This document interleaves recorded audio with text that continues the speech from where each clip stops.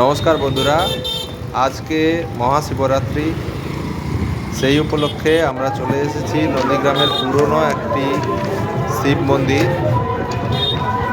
এটা সবাই জানে, তাও আরেকবার বলে দিই, এটা হলো রেয়াপাড়া শিব মন্দির।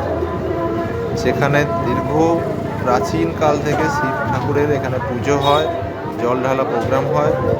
সেই উপলক্ষে আজকে আমরা সপরিবারে এখানে চলে এসেছি।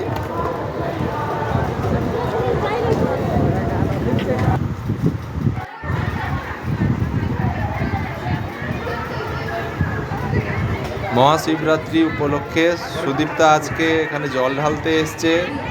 অনেক ব্রতী এসেছেন, জল ঢালতে কত লোক দেখুন। এই মন্দির খুব প্রাচীন এবং এর মহিমাও অনেক পুরনো। বহু দূর দূরান্ত থেকে অনেক লোক এখানে আসেন, বাবার মাথায় জল ঢালেন এবং আশীর্বাদ গ্রহণ করেন। তো চলুন সবাই মিলে এই আনন্দ উপভোগ করি।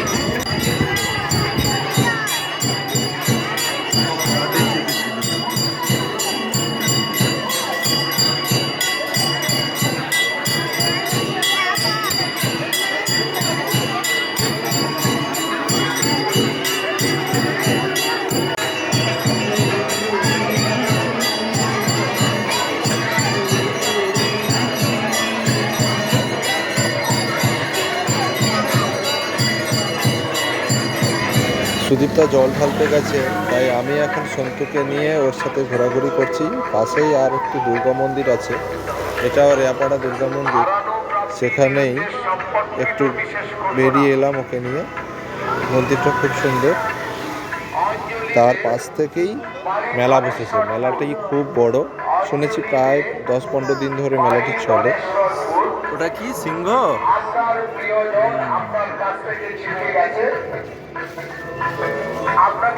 সিংহ, এখানে একটা সিংহ।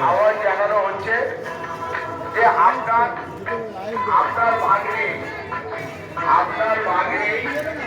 অপেক্ষা করছেন আমাদের এই মন্দিরের প্রধান প্রবেশ পথে অনুসন্ধান অফিসে অঞ্জলি দে নারী ধানেশ্বর আবার করে সম্পর্কিত বিশেষ ঘোষণা।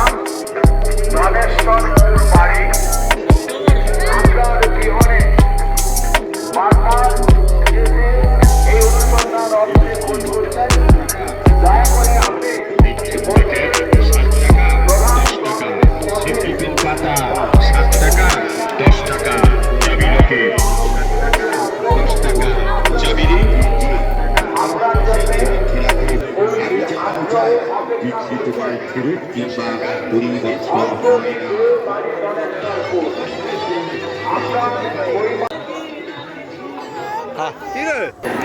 এই মন্দিরের গেট হয়ে ভেতরে ঢুকছি। যত রাত বাড়ছে তত ব্রতীদের ভিড় বাড়ছে, লোকে লোকারণ্য, আর একটু হাঁটবার জায়গা নেই। পুলিশ তো প্রায় ঢুকতেই দিচ্ছিল না। ভেতরে সুদীপ্তার আছে, সেই জন্য হঠাৎ করেই বললাম যে ছেলের মা আছে ভেতরে, একটু যেতে দিন। সেইভাবেই ভেতরে এসেছি। দেখুন একটু আমি আর মনো আরেকবার দেখি বাবা।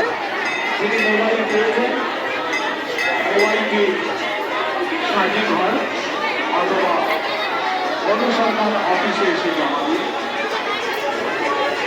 চোখের হাসি ফুটুক। যিনি হারিয়েছেন, মোবাইল হারিয়েছেন, সেই হারানো মোবাইল হারানো মায়ের দিকে হাসি ফুটুক। সন্তু আর আমি চলুন এবার মেলার প্রাঙ্গণটা একটু ঘুরিয়ে দেখি। মেলার বিভিন্ন জায়গায় এলইডি লাগানো আছে, তাতে যে ঠাকুরের মাথায় জল ঢালা হচ্ছে সেটা দেখা যাচ্ছে। দেখুন,